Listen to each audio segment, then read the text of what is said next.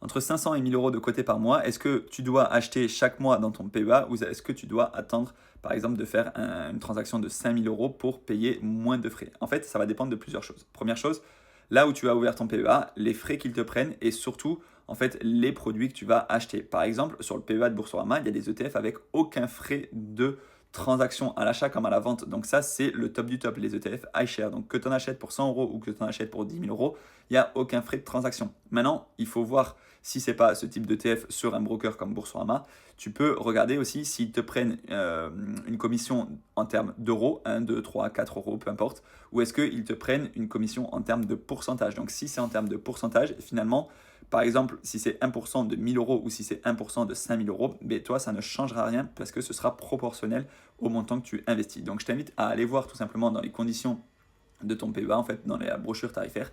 Et si tu n'as pas encore de PEA, pour moi, il faut l'ouvrir dans une banque en ligne. C'est ultra mieux, enfin, c'est beaucoup, beaucoup, beaucoup mieux que les banques traditionnelles en termes de frais. Et surtout, Boursorama, par exemple, c'est l'un des PEA les plus compétitifs du marché. Après, tu as aussi Trade Republic, tu as, Fortuneo, Bourse Direct, il y en a d'autres. Je t'invite à comparer les frais, les possibilités d'action, etc. Mais si jamais tu veux l'ouvrir chez Boursorama, je te mets le code juste ici pour avoir les 150 euros de prime d'ouverture. Et ça aussi, ça fait plaisir.